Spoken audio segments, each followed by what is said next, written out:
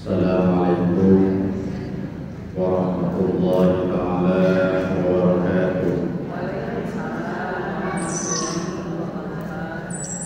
Bismillah, alhamdulillah, wassalatu wassalamu ala rasulillah wa ala alihi wa ashabihi wa mawala. La hawla wa la quwwata illa billah. Asyhadu an la ilaha illallah wahdahu la syarika lah wa asyhadu anna sayyidana wa nabiyyana Muhammadan abduhu wa rasuluhu alladzi la nabiyya ba'dahu. Allahumma shalli wa sallim wa barik ala sayyidina Muhammadin wa ala alihi wa ashabihi ajma'in.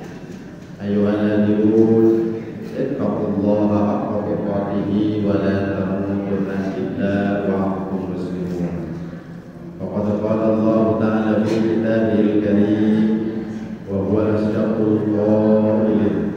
A'udzu billahi minasy syaithanir rajim. Bismillahirrahmanirrahim.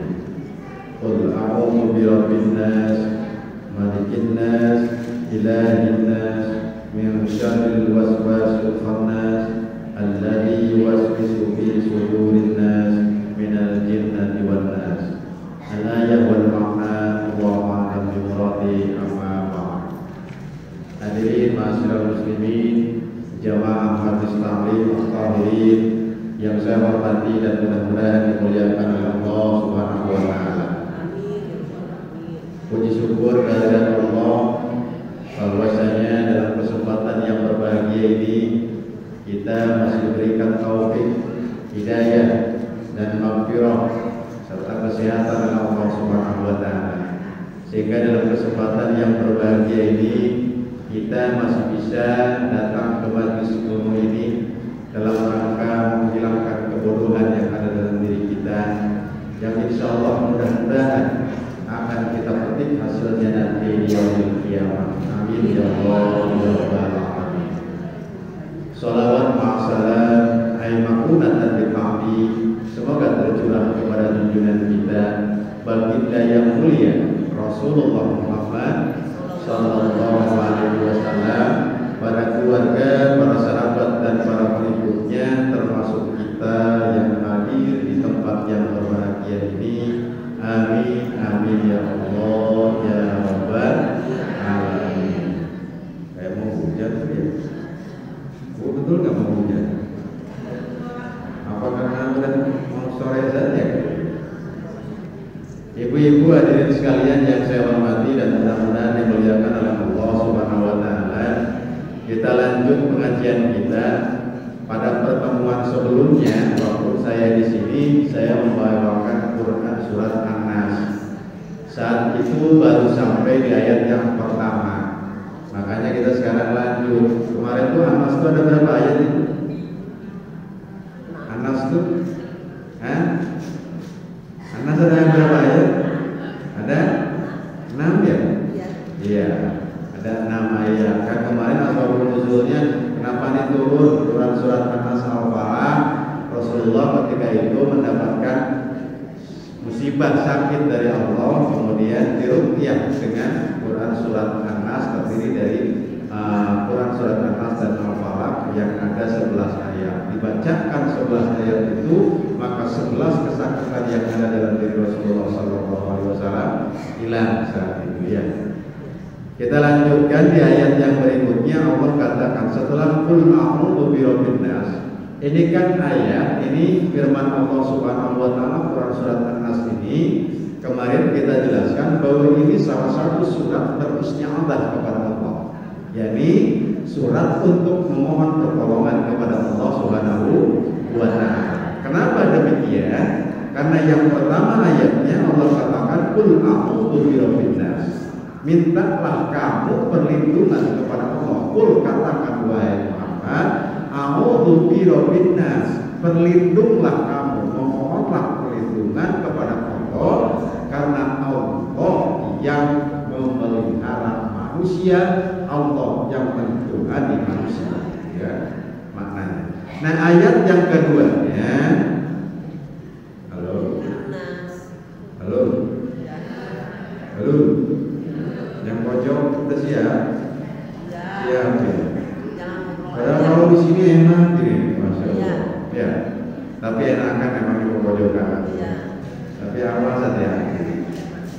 biasanya yang dicomot duluan yang pojokan.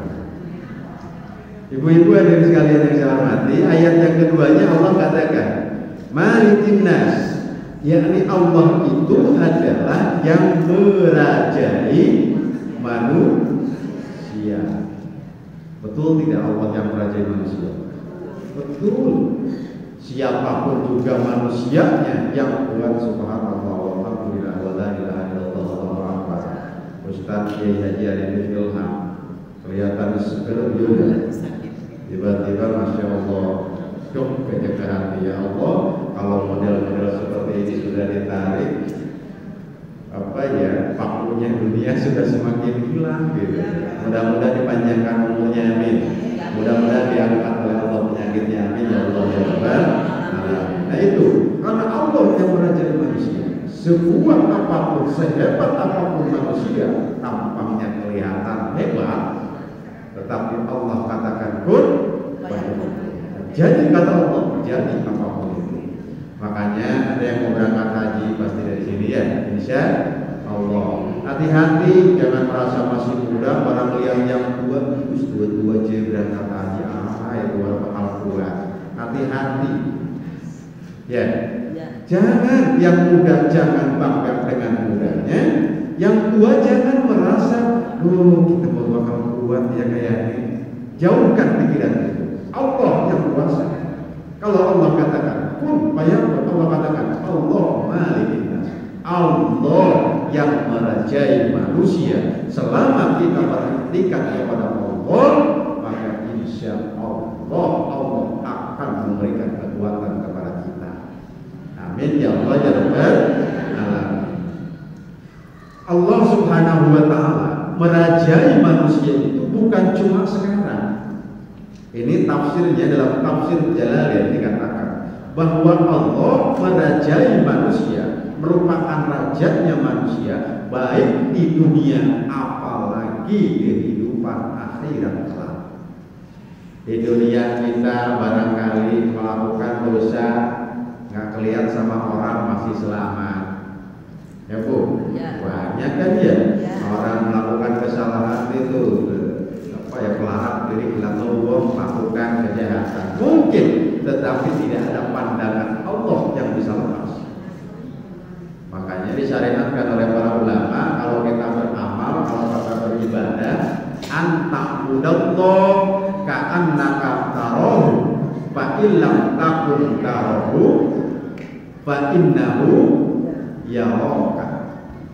Kalau kita beramal dalam kehidupan, kalau kita yakini bahwa Allah itu raja kita, yang menguasai kita, yang mengurus kita, yang melihat kita, yang mengawasi kita dalam keseharian kita, maka kalau kita beramal, terapkan dalam hidup kita, anta'budallah ka'annaka tarahu.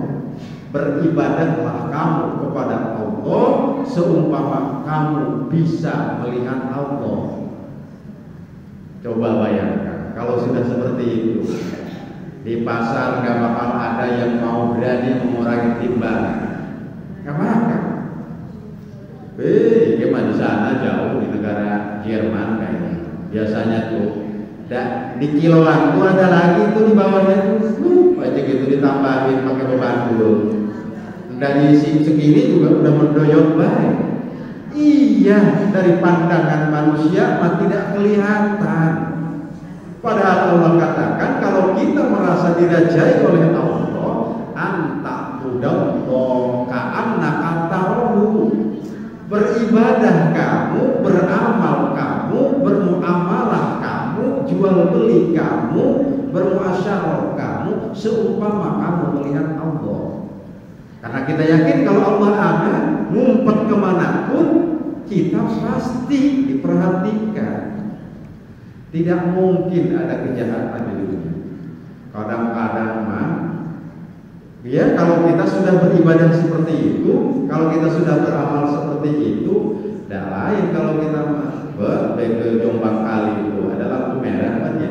Ada lampu merah itu ya, lampu merah, lampu hijau, lampu kuning. Lampu merah itu buat apa? Berhenti, lampu kuning hati-hati, kalau lampu hijau jalan. Di situ udah lampu kuning, mau lampu merah kan Larang keliling, pulang sih kalau polisi lalu nggak ada. Belum lampu merah, udah begitu alabas aja. Itu namanya manusia yang tidak angkat bulat karena kata Allah. Jadi dia beramalnya karena nggak ada polisi lewat saja. Taat hukum, taat aturan itu ya karena itu. Ini yang paling berbahaya dalam kehidupan kita. Begitupun dia ketika beribadah kepada Allah. Kadang-kadang kalau lagi banyak orang di masjid sholat, usolli Allahul Akbar, salat rakaat mustaqbil Ka'bah atau Alhamdulillah Allahu Akbar. Muternya juga. Barang lagi sholat sendiri mah kecaprat, keceprot, iya kan? Ini mah di sana ibu-ibu mah enggak, ini mah jangan sampai seperti itu. Apa artinya? Ada orang, tidak ada orang, ada yang melihat, tidak ada yang melihat. Kita beramal kalau kita berkeyakinan Malikin Nas, Allah yang merajai manusia, maka kita senantiasa berpikir ketika kita beramal Allah Maha melihat. Allah melihat kita, kita melihat Allah. Ada Allah di situ. Barang bapaknya lagi nggak ada, kita waktu sini ada tuh bahwa kita ke bicise, bulan nyari, ini ada kata bapak misalkan. Kalau kita merasa diawasi oleh Allah, itu tidak akan berani kita ambil sebelum kita berbicara kepada suami kita. Kenapa? Allah melihat.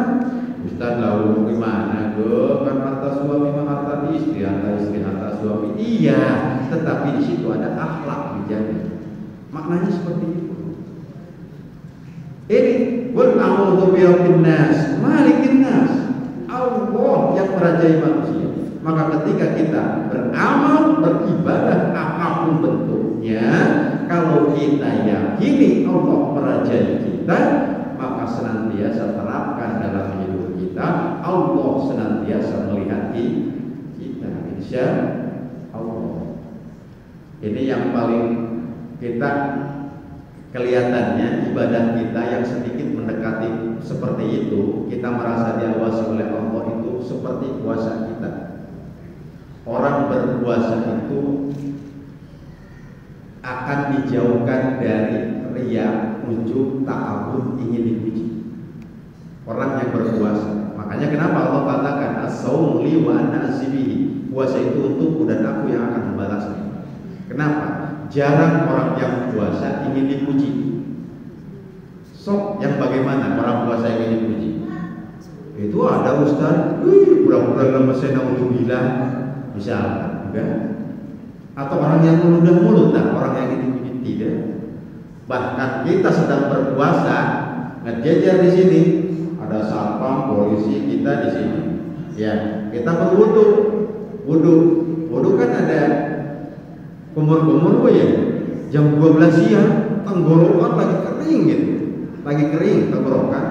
Berani juga kita ketika wudu jam 12 siang sedang dalam keadaan puasa, pusing nggak ada yang melihat ini, ditelan semit begitu. Berani nggak? Tidak ada. Apa artinya? Di situ itulah bahwa kita merasa diawasi oleh Allah Subhanahu wa Ta'ala. Kalau perilaku seperti itu kita bawa ke kehidupan masyarakat, kita bawa di pasar, kita bawa di toko, kita bawa di perusahaan, kita bawa di kantor, maka insya Allah akan aman. Karena prinsipnya anta'budallah ka'annaka tarahu. Saya beramal, saya beribadah seumpama saya bisa melihat Allah. Mau lari kemana? Pasti diperlihatkan Allah. Tetapi ketika kita tidak bisa melihat Allah, kata ulama, maka kalau kita berkeyakinan Malikin Nas tadi, anta'budallah ka'annaka tarahu fa illam takun tarahu fa innahu yaraka. Kalaupun kita tidak bisa melihat Allah, yakini bahwa Allah senantiasa melihat kita. Sok mau lari kemana kita? nggak ada tempat untuk bersembunyi kan? Tapi kemana? Masya Allah, ada 2 orang santri mau diangkat jadi mantu oleh kiainya. Iya, yang satu dia cukup ilmunya kuat, pokoknya paling rajin. Yang satu mah biasa-biasa saja. Sama kiainya, siapa yang bisa menjalankan tugas dari saya akan dinikahkan dengan anak saya yang seperti ini, solehah. Kalau kemudian diberi tugas, nih ada ayam masing-masing 1 ekor. Ayam masing-masing 1 ekor. Tolong matiin, tolong potong atau apapun bentuknya, buang nyawa ayam ini, tapi jangan sampai ada satu zat pun, satu orang pun yang melihatnya. Kata kiainya. 2 orang santri ini pergi nyari tempat bersembunyi masing-masing. Oh, yang satu lari ke gunung. Ke gunung ada orang lagi ngambil rumput. Lari ke laut, ada orang lagi ngambil ikan. Lari ke gua, nah di sini nih katanya nggak ada orang. Tuh sama yang dulu yang pintar itu dipotong jaya, beres kan. Yang satu lagi lari ke sana, lari ke sini. Barang ketemu dia tempat sembunyi, saya mau potong tapi Allah melihat saya. Nggak jadi dipotong. Balik lagi tuh ke kiai semuanya, datang, yang satu sudah dipotong, yang satu tidak. Kata kiai, kenapa ini tidak dipotong? Saya mencari tempat persembunyian yang tidak bisa dilihat oleh Allah. Saya tidak menemukan kiai, saya serahkan ke kiai ayah. Akhirnya dia yang dipilih untuk menikahi anak kiai. Karena kita memang hakikatnya tidak bisa lari kemana pun juga, apalagi nanti di akhirat. Betul tidak?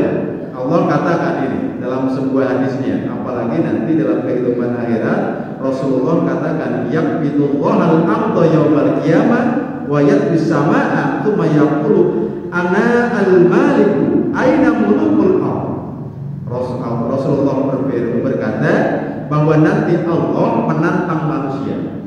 Kalau kita di dunia terlalu menggantungkan hidup sama manusia, maka Allah ancam seperti itu. Kata Allah, mana raja waktu di dunia? Datangkan ke sini. Bisa enggak menolong? Tidak ada yang mampu untuk menolong nanti di akhirat kecuali Allah Subhanahu wa Ta'ala. Jadi yang pertama, ketika kita yakini Malikin Nas, Allah yang merajai manusia, maka terapkan hidup kita seumpama kita bisa melihat Allah. Dan kalaupun kita tidak bisa melihat Allah, yakini bahwa Allah senantiasa melihat kita. Pengen bertemu dengan Allah? Ingin nggak? Ingin. Pasti nggak ada yang ketemu dengan Allah. Hah? Ada nggak yang bisa melihat zatnya Allah? Ada nggak? Ada nggak? Dijawab ada, bukan aku Ustaz. Dijawab nggak ada, takut ada Ustaz. Gitu ya. Ada kan Allah katakan, wa man kana yarju liqa'a rabbih falyamal amalan shalihan.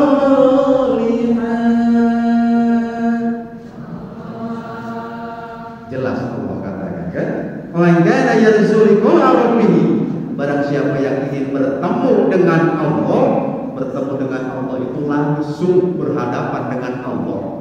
Wa man kana yarju liqa'a rabbih falyamal amalan shalihan, maka beramallah dengan amal yang soleh.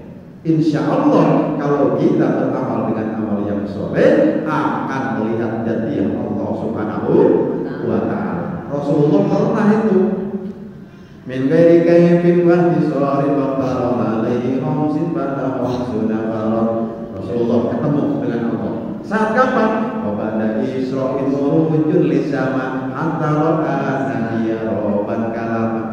Sebelum Isra Mi'raj Rasulullah itu sebelum hijrah Rasulullah Isra Mi'raj naik sampai ke Sidratil Muntaha. Wa ba'da Isra'il murujun lisama. Setelah Rasulullah Isra, Rasul naik ke langit, ya. Hatta ro'a nabiyya roban kalama. Sehingga Rasulullah langsung bertemu dengan Allah tanpa min ghairi hijab, tanpa penghalang. Ustaz, bagaimana zatnya Allah ini? Tafakkaru fi khalqillah wa la tafakkaru fi dzatillah.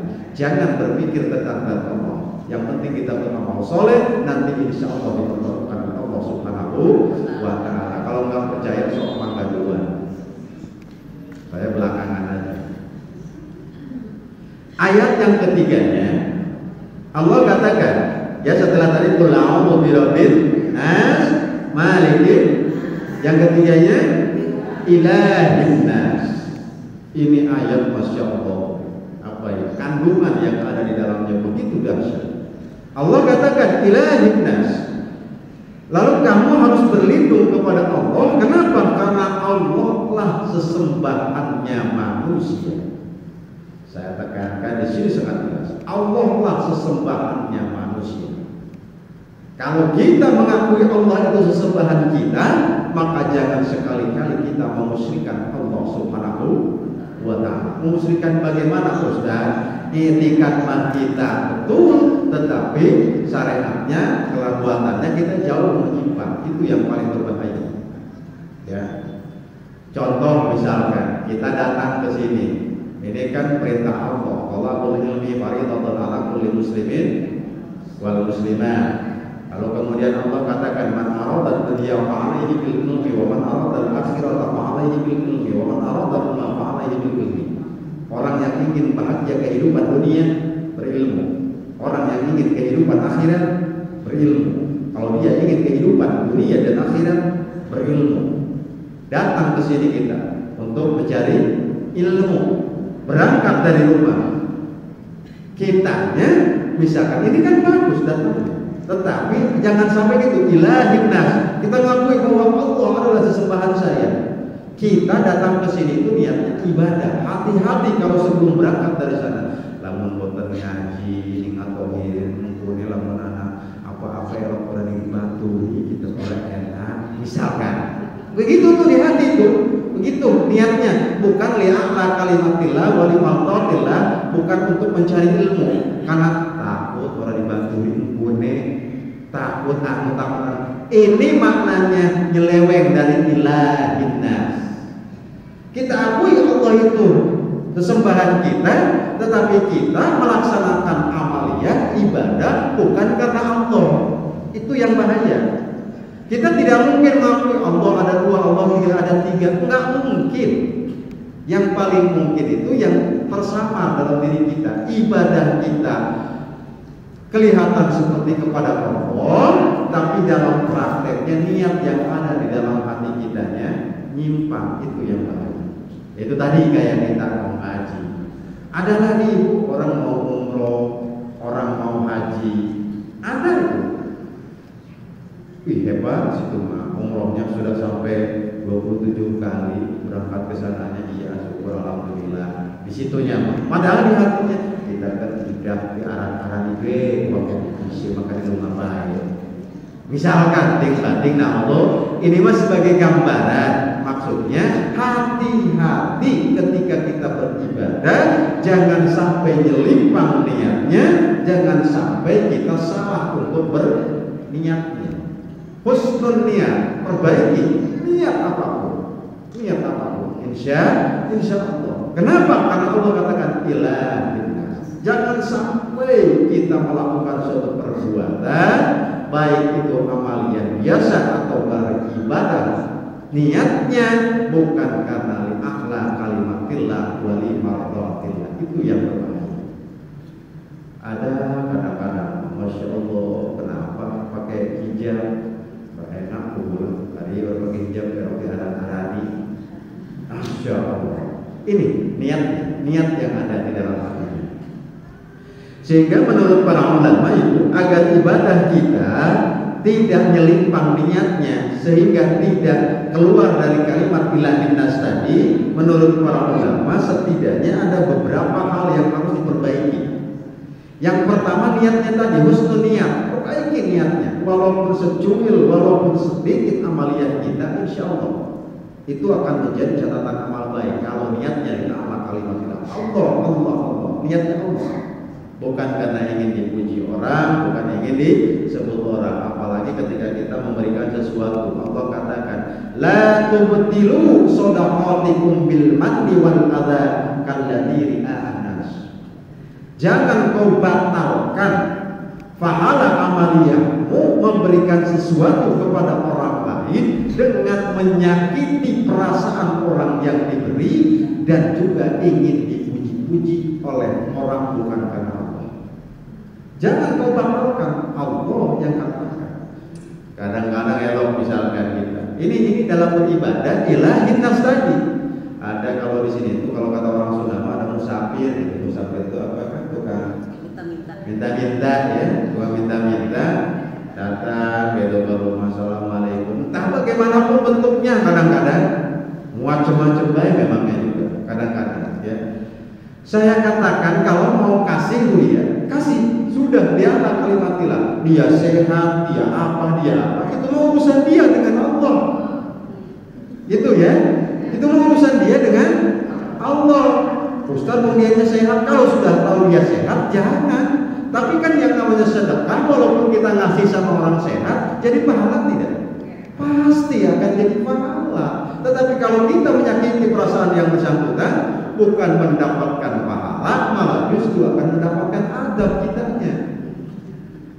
Ada orang di pinggir jalan, aku tak mau kamu, itu ya dia. Ya suka pakai keceritaan gitu tuh. Aku tak mau.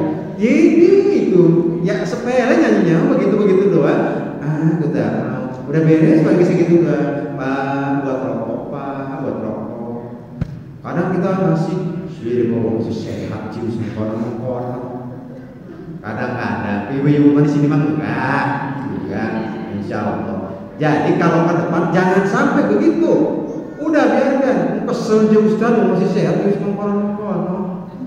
Biarkan saja, itu mah amaliyah dia dengan Allah. Kalau dia masih sehat melakukan hal semacam itu, maka laknat Allah akan sampai kepada yang bersangkutan. Kita dapat pahala tetap. Apalagi kalau yang bersangkutannya tunadaksa, tidak mampu apa-apa kita memberikan.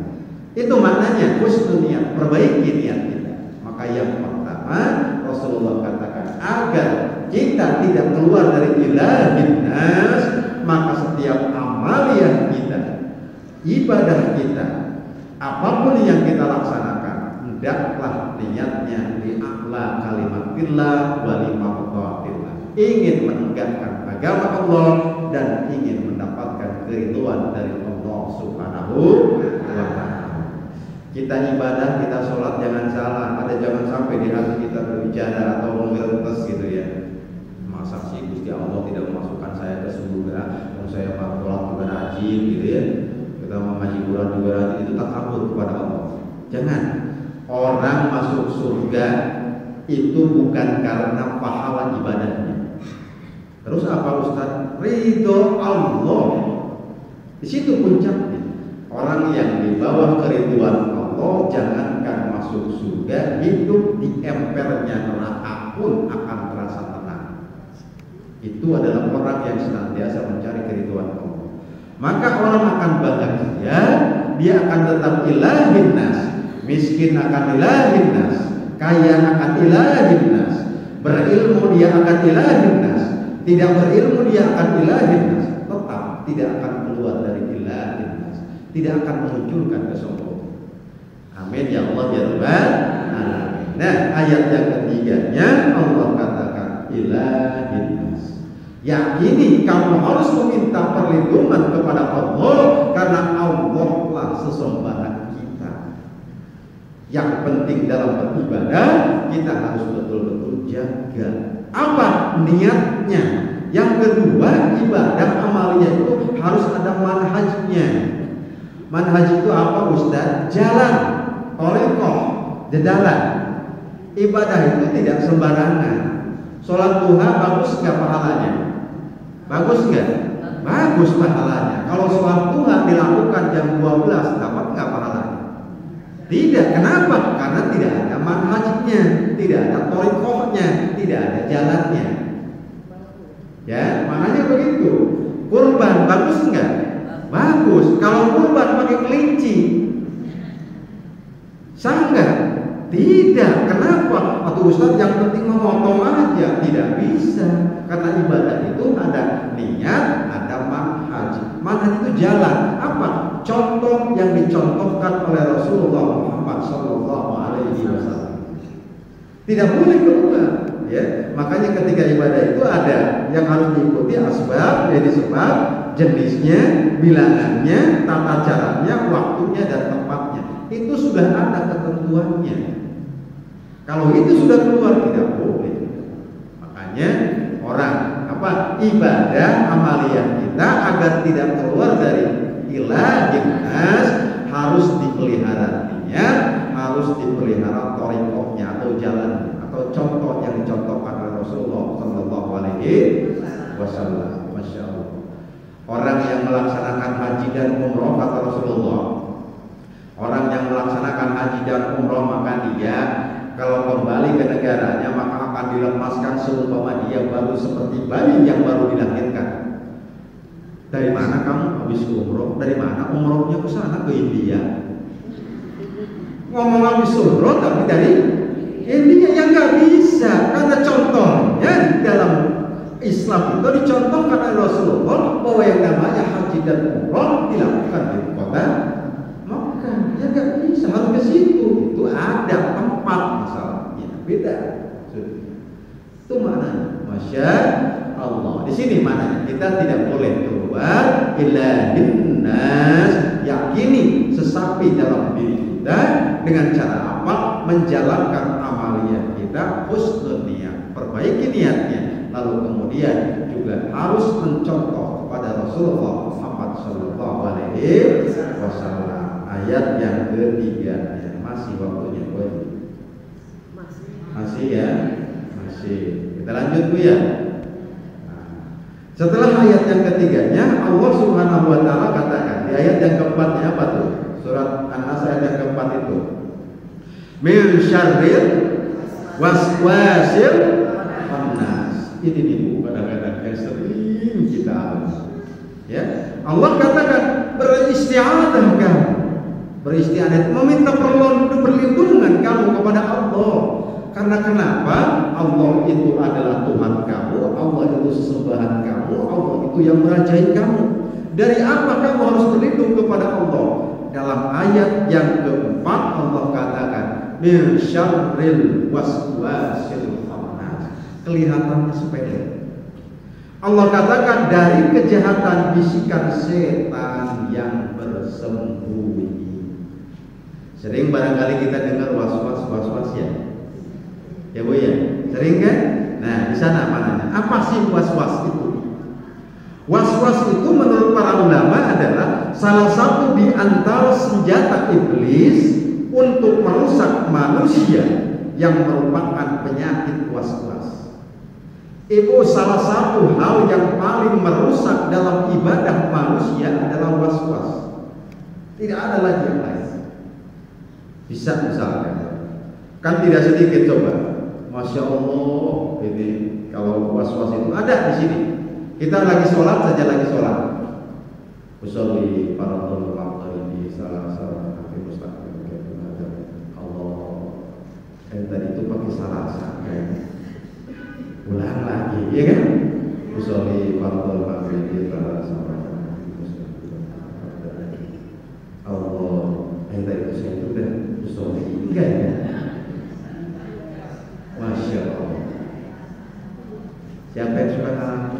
Tidak ada di sini, mana kelihatan tuh di sini mah ibu-ibunya juga ibu-ibu soleha di sini. Amin ya Allah ya Rabbal. Ini dikatakan di sini. Ya, hati-hati betul. Was-was namanya itu, penyakit was-was. Sehingga Allah katakan min syarril waswasil khannas. Kamu berlindung kepada Allah dari apa? Dari penyakit was-was. Masya Allah, ada itu yang mandi besar, air itu segentong gak beres-beres. Iya itu. Oh, itu mandi itu. Air udah habis, perasaannya belum bersih aja belum bersih. Itu was-was itu namanya. Ya, Masya Allah.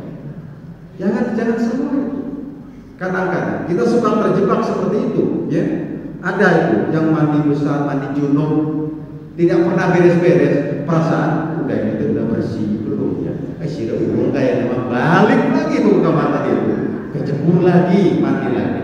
Ya kebetulan itunya pakai tower airnya dia langsung isi terus habis kebetulan lagi. Waduh itu mah air sabunnya masih di sini, bisa barang habis kalau gerobokan. Hati-hati ibadah. Ini maknanya apa? Puas-puas gitu. Ya ketika mandi saja, masya Allah, tidak sedikit. Ya. Apa artinya? Karena yang pertama yang menimbulkan dia menjadi was-was itu tidak paham ilmunya. Itu kan? Kalau paham ilmunya sudah beres sebetulnya. Iya kan? Emang kalau rukun mandi wajib ada berapa? Umur udah pada 90 tahun ditanya juga bertebak. Nggak pernah mandi besar. Masa ya nggak apa-apa Bu ya, bercanda ya Bu ya. Iya. Berapa? Yang mandinya lama itu was-was. Tidak semua tentunya ya. Kalau mandinya mah tidak. Maksudnya hal-hal yang beribadah dia laksanakan, merasa ragu-ragu aja, belum beres aja. Ini tuh sudah belum, ini tuh sudah belum gitu maksudnya. Kalau mandinya lama tanpa ada apa-apa itu bukan teratur. Misalkan memang sudah diniatkan saya suka tidak ini, pokoknya mandinya biasa juga saya masih siap mandinya. Ya, itu bukan was-was. Ini mah dalam kategori bertoharoh, ini mah dalam kategori beribadah misalnya. Ya, bukan cuma hal itu saja, misalkan. Ya, Ibu hadirin sekalian yang saya hormati, ada beberapa ini nih ya sekalian tuh masuk di sini. Tadi katanya ngomongin mandi besar ditanya nggak bertambah berapa rukun mandi besar, apa sih penyebabnya? Ya tentu lah itu sudah ya Bu ya, banyak hal yang bisa menimbulkannya. Ya, kan rukun mandi besar itu ada 3 Bu ya, rukun mandi besar tuh. Rukunnya artinya apa? Jangan sampai kejebur hayu itu air merasa belum bersih misalkan. Ini apa rukunnya itu Ustaz? Yang pertama ini menurut itu adalah niat ya, betul niat ya. Jadi niat mandinya, niat mandi khusus itu. Apakah niat itu? Ya kalau mandi besar itu kalau dia sudah yang pertama kan ada mandi besar karena junub, yang kedua ada karena haid, yang ketiga ada karena nifas ya. Ada karena haid, karena junub, karena nifas, itu adalah mandi besar maknanya. Nah kalau ibu sedang bertoharoh, jangan banyak keraguan, jangan ragu-ragu, udah bersih gitu ya, bersih, yakini itu. Kenapa? Itulah setan datang mengganggu kita sebetulnya. Itu mananya. Ya di sini dikatakan yang pertama niatnya kalau habis junub itu ada apa niatnya? Nawaitul ghusla ridhil hadadil. Kalau bahasa Indonesia. Ustaz katanya saya mau pakainya pakai bahasa Sunda aja, besok pakai itu mau ada maha tahu ya. Nah gitu nggak apa-apa ya. Asal jangan sampai yang penting mati juga udah bersih, nggak bisa. Innamal a'malu binniyat wa innama likulli imri'in ma nawa. Sesuatu itu tergantung niatnya ya. Jadi semua persoalan dalam beribadah kepada Allah tergantung niatnya. Kalau niatnya tidak dilaksanakan, tidak dilakukan, maka itu akan lepas. Jadi yang pertama kita betul i'tiqad niat kita untuk menghilangkan itu ya. Lalu kalau untuk haid nawaitul ghusla li rabbil halatil haidi lillahi ta'ala, haidi ya karena dia haid. Kalau nifas ya dari nifas ya. Ustaz saya sudah mau begini aja niatnya pakai bahasa Indonesia ya tidak apa-apa. Yang penting i'tiqadnya. Itu kalau sudah seperti itu ya sudah gitu ya. Yang kedua yang menghilangkan najis. Artinya kalau sudah merasa ini bersih, ini sudah hilang, zatiahnya sudah beres, ya jangan ragu lagi, jangan sampai muncul rasa was-was itu dalam diri kita, hilangkan saja. Yang ketiganya meratakan air hingga ke seluruh badan, itu jelas lah, ya itu. Apa maknanya? Hilangkan was-was dalam beribadah kita. Atau misalkan ibu katakan, usolli qatal biasa beres ya. Allahu Akbar, Bismillahirrahmanirrahim, alhamdulillah, beres kan itu, beres. Ini biasanya kita tuh Allahu Akbar, masih hadir hati kita tuh Allahu Akbar, Allahu Akbar. Kita terus oleh pirang rakaat ya. Ya. Kadang-kadang Itu datang waswas minas syaitan. Waswas itu datangnya dari syaitan. Ustaz, kalau sudah begitu yang mana? Nih, kembali kepada hati nurani yang paling utama kita. Yang mana kita yakini? Oh, saya ini. Tetapi nanti kita di bawah akan dijelaskan, ya. Tapi yang jelas yang pertama kita menurut sebagian ulama ambil yang paling sedikit. Kalau kita anggap udah 2 kalinya baru 1, beres gitu ya. Makanya begitu. Itu kadang-kadang kita tuh barang at-tahiyat Allahu Akbar. Tadi kita baca surat Fatihahnya gaya. Hati-hati itu was-was datang mengambil. Na'udzubillah summa na'udzubillah min dzalik. Sok aja. Kalau lagi wudu kadang-kadang lagi wudu.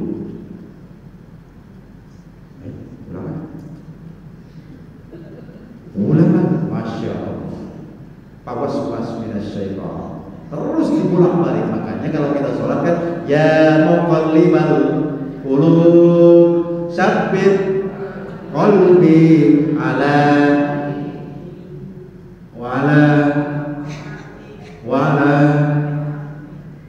alhamdulillahirabbil alamin. Itu dalam sholat di tahiyat akhir kan senantiasa begitu ya.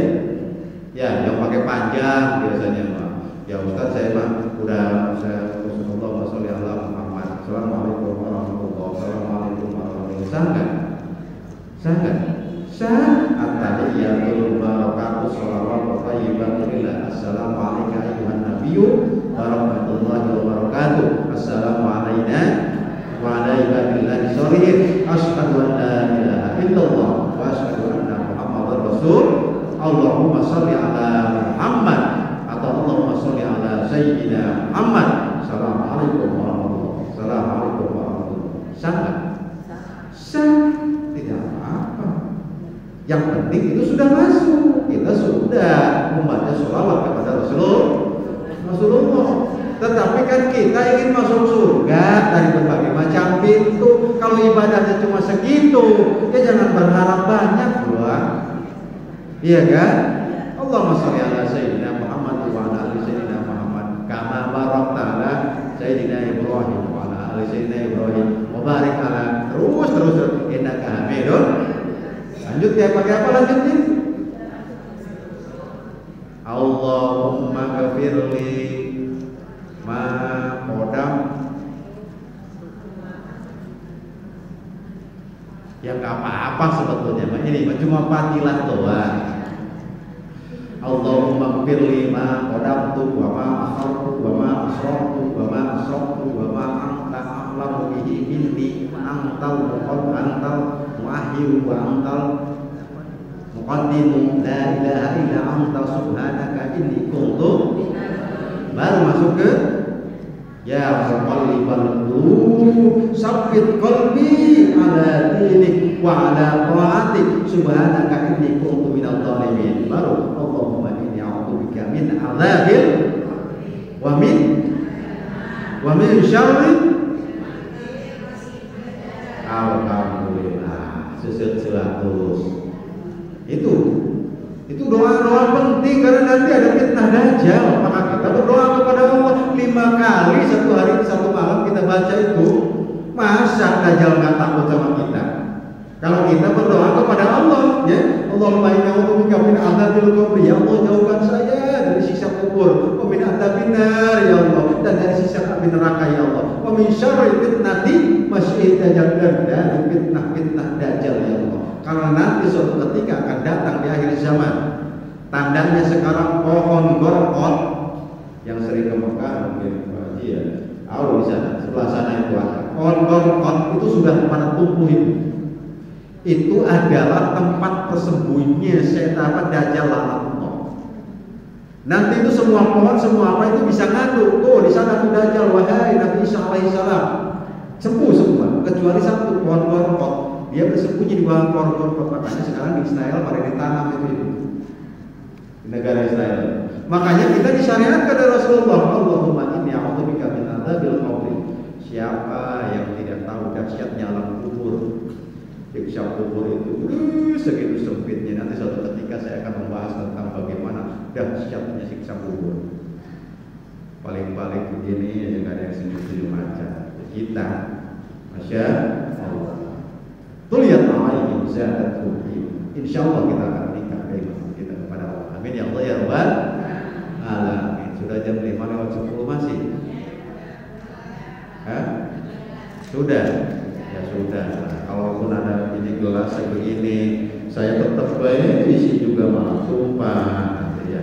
Mendingan sudah sedikit-sedikit yang penting terus-terusan sedikit-sedikit kan. Insya Allah ya, karena Allah tidak menilai banyak dan sedikitnya, yang penting kemauan kita di hadapan Allah untuk saling watawasau bil haq watawasau bis sabr. Terakhir paling ini saya sampaikan, bagaimana Ustaz agar saya tidak was-was. Ini menurut Al-Haytami, jangan sampai terpotong karena kita nanti kalau pertemuan lagi akan berbeda bahasanya ya. Yang pertama kata Imam Al-Haytami, sudah jangan dipedulikan. Misalkan Allahu Akbar, saya ini sudah baca Allahu Akbar, belumnya sudah beres. Ustaz dosa enggak? Insya Allah tidak. Karena ini sudah dijelaskan, tidak mempedulikan. Ini saya sudah cuci kaki belum ya tadi wudu itu? Sudah. Yakini, karena ini menurut Imam Al-Haytami, satu, tidak usah dipedulikan. Lahu dawa'un nafi wa huwa al-akhirat anha jumlatun kafiyatun. Ada obat yang paling mujarab untuk penyakit was-was ini, yaitu tidak peduli secara keseluruhan. Jadi kita tidak peduli. Jangan pedulikan ragu-ragunya itu. Ini teh sudah berapa? Yakini saja, 1, 2, sudah itu mananya. Lalu kemudian mengambil sikap kebalikannya. Ya, ini dikatakan dalam kitabnya, la yansorifu hatta yasma'a saunan aw yajida rihan. Kita pun mau itu batal, ya sudah kentut belum, ya sudah batal belum. Nah itu tuh, pernah nggak nyium baunya? Kalau enggak, berarti tidak. Yakini saya masih berwudu.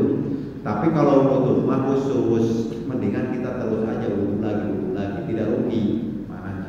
Ini mah kalau dalam posisi yang sangat mendesak gitu, itu baru bisa dipakai. Jadi kata para ulama, mengambil sikap kebalikannya. Kalau kita merasa sudah 2, harus diambil berarti baru 1. Kalau kita sudah merasa sudah 3 rakaat, merasa kan ragu-ragu, maka harus ambil kebalikannya berarti baru 2. Itu maknanya seperti itu. Karena di sini dikatakan mengambil kebalikannya. Maka menurut hadis Bukhari nomor 137, hadis Muslim 361. Silakan nanti dipelajari. Yang ketiganya, banyak berlindung dari godaan syaitan yang tertutup. Memperbanyak membaca Quran surat Al-Falaq dan An-Nas. Makanya Rasulullah mensyariatkan kalau kita mau sholat agar dihilangkan dari was-was, Rasulullah perintahkan baca Falaq, Nas dan Al-Ikhlas. Lalu kemudian kita menoleh ke samping kanan, samping kiri 3 kali. Ya memang hari syariatnya meludah ya, samping kanan samping kirinya itu. Apa artinya? Itu ada setan di sebelah kanan sebelah kiri ini, ya nantilah ya dijelaskan lagi. Yang penting kita begitu syariatnya. Sebelum melaksanakan sholat, upayakan baca Quran surat Al-Falaq, An-Nas dan Al-Ikhlas. Sebelumnya tuh ya, kalau berbil falaq, kalau berapa Al-Ikhlas, Al-Falaq, An-Nas, lalu Allahumma inni afdhalu ibadah kasolihin, baru sholli. Kalau nggak perlu sholli, kalau tidak Allahu Akbar, tidak apa-apa, yang penting sholat ya, yang penting rukunnya masih sama, namanya masih sama.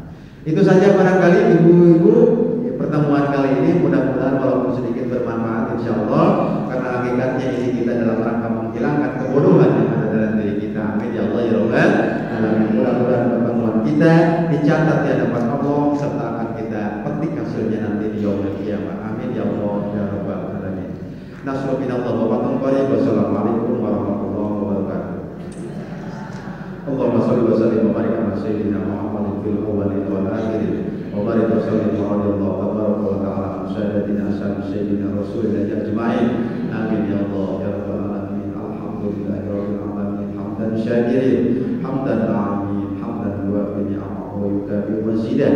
Ya Rabbana lakal hamdu kama yanbaghi li jalali wajhikal karim wa 'azimi sultanik.